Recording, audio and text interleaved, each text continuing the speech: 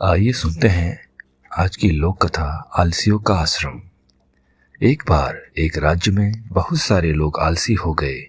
उन्होंने सारा काम धाम करना छोड़ दिया, यहाँ तक कि अपने लिए खाना बनाना भी छोड़ दिया और खाने के लिए दूसरों पर निर्भर रहने लगे।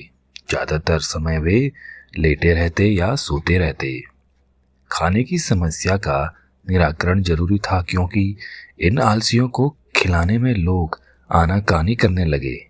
एक दिन सभी आलसियों ने राजा से मांग की कि सभी आलसियों के लिए एक आश्रम बनवाना चाहिए और उनके खाने की व्यवस्था करनी चाहिए। राजा नेक और दयालु होने के साथ साथ बुद्धिमान था। उसने कुछ सोचकर मंत्री को एक आश्रम बनाने का आदेश दिया।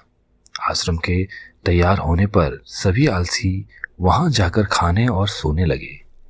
एक दिन राजा अपने मंत्री और कुछ सिपाहियों के साथ वहां आया और उसने एक सिपाही से कहकर आश्रम में आग लगवा दी।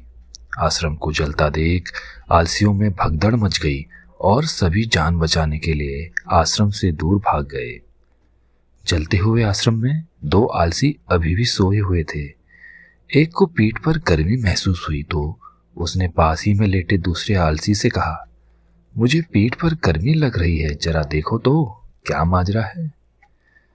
तुम दूसरी करवट लेट जाओ, दूसरे आलसी ने बिना आंखें खोले ही उत्तर दिया।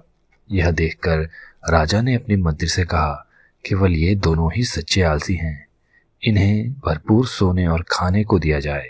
शेष सारे कामचोर हैं, उन्हें डंडे मार मार कर काम पर लगाया जाए।